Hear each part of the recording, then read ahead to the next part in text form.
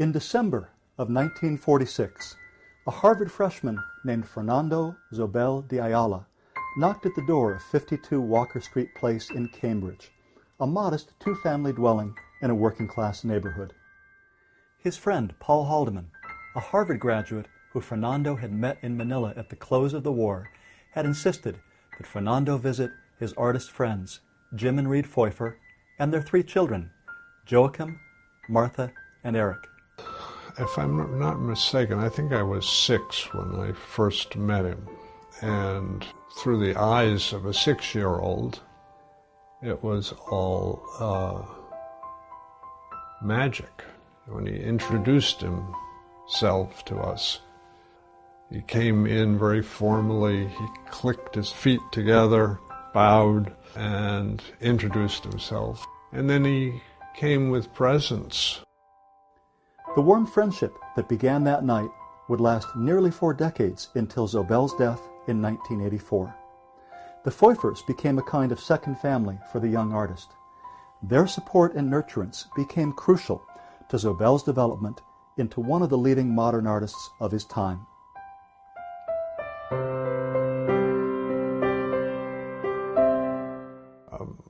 My parents were obviously very important to Fernando.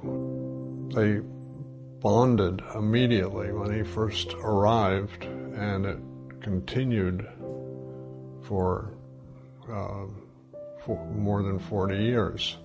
In a letter written to Paul Haldeman in December of 1946, Zobel describes his reaction to Reed and her paintings. I finally got together with the Pfeuffers, and we had a most delightful evening viewing her paintings. I can well see why you make use of the rhapsodic tone. She has a most unusual depth of what I would call, for lack of a less worn phrase, poetic feeling. Her handling of color is likewise superb, though unconventional. For the next 4 years, until his graduation in 1949, Fernando was a regular visitor to the Pfeuffers' home, where other young men, including Paul Haldeman and a group of young architects, were often present. Zobel took an interest in each of the Pfeuffer children. He painted a mural on Eric's wall, took Martha to a costume ball at Harvard's Hasty Pudding Club, and talked about painting with Joachim. He spoke Spanish with Jim and talked with Reed for many hours about his interest in the poet Lorca and, of course, about painting. After returning to Manila in the summer of 1949, he wrote to Paul Haldeman about his feelings towards Reed and Jim. Give my best to Jim and Reed. I would like to thank them somehow for what they have been to me for these past 4 years, but I won't attempt it. I'll have to let it go rather than make myself completely foolish, and trust you at some appropriate moment to hint of how I feel. Reed's expressionistic paintings and her poetic, mysterious manner fascinated young Fernando Zobel. Reed Pfeuffer shaped both Zobel's early work and his ideas about art. My mother's influence on Fernando, as far as I can understand, and I'm sure it's the case, was profound. I know they had very intense conversations about painting and studied painting together. After earning his undergraduate degree in 1949, Fernando's friendship with the Pfeuffers continued into the 1950s as he returned to Harvard to briefly study law and then to work as a curator at the Houghton Library. In the 3 years between his departure from Harvard in mid-1951 and his return to the United States 3 years later, Zobel was a busy man. He worked for the family business, Ayala Corporation, painted, and became an advocate for the cause of Philippine modern art. Zobel had his first one-man exhibition in Manila in 1953 at the Philippine Art Gallery. One of the paintings he exhibited there, Nothing 3, or Seated Man, was later exhibited in Boston and given to Jim and Reed as a gift. He wrote to Paul Haldeman in 1954, saying, I cannot paint those careful, multi-textured things I used to do in emulation of Reed. I paint big, bright, simple, and flashy. In early 1954, before leaving Manila, Zobel published his sketchbooks, which contain sketches made between 1950 and 1953. In May, he gave the Pfeuffers the first, last, and only Jim and Reed copy, complete with inscriptions and original paintings. Jim Pfeuffer, who appears as a dark, comical figure holding a clarinet in a 1953 Zobel portrait, was serving as the head of the graphic design department of the Rhode Island School of Design. In 1954, Jim invited Zobel to serve as a visiting instructor. During his stay in Rhode Island, Zobel saw an exhibition of Mark Rothko's paintings that changed the course of his art. There was a show of Rothko, and Fernando, I just remember he was stunned by the use of color, their abstract paintings, and it totally turned him around. 6 months after seeing the Rothko show, Zobel wrote in his journal, "I am awed by the way those huge colored squares refuse to be forgotten." A few years later, Zobel exhibited his first sustained series of abstract works, the Saetas. Fernando had the benefit, I would say, of my father's experience. He had started as a painter himself, and as time went by, he became more and more engaged in etching and of various kinds of medium.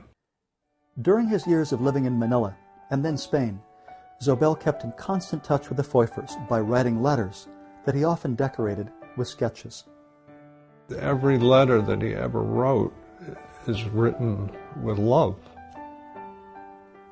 And I think we all felt that way about him. Yeah. Zobel took an interest in the Pfeuffers' older son, Joachim, who was both artistic and musical. He wrote to Reed and Jim from Manila, offering to pay for a trumpet for Joachim, who the family called Joe, and then included the trumpet in a painting of the window of the Pfeuffers' new home in Providence, Rhode Island. Well, my brother was a very intense and talented person in many ways, and Fernando saw that immediately. They had a relationship as painters. Zobel's portrait of young Eric, created around 1953, is a 17 by 7-inch oil painting on masonite that shows the young man as a knight with a red t-shirt, holding a winged helmet. It is a charmed image of boyhood that shows the artist's respect and love for his young subject. That love and respect was mutual, as Eric remembers thinking of Zobel as a family member.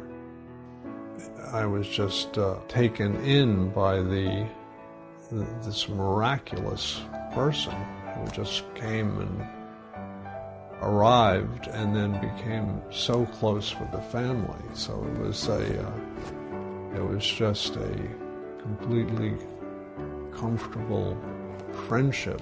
When I was with Fernando, it was just a joy of knowing him. And he was always generous and focused on his painting. He was very disciplined person. In the early 1960s, both Eric and Joachim made extended visits to Spain, where they visited Zobel. Eric arrived just as the Museum of Abstract Spanish Art was in its early stages. When I was there, living in Spain, was in the period when he had bought the buildings in Cuenca that he was then, at that time, was turning into the first Spanish abstract painting museum. Reed and Jim also visited Cuenca in 1974, where they found Fernando warm and welcoming. During Fernando's last visit to the Pfeuffers, a few years before his death, he stayed with them at their Cape Cod home and was pleased to sleep on the same red chaise lounge that he'd slept on in their Cambridge home more than 30 years before. In the past year, Eric Pfeuffer opened up the flat files from his parents' estate and found a treasure trove of Zobel's letters, watercolors, sketches, and prints. It's a joy to see Fernando's work re-emerge, and a shock to me because my parents had flat files not only of Fernando's work but of other people's, and I wasn't even aware that these things were there. He's constantly inventing things, you know, in his stories and his little cartoons and then paintings and so on and so forth.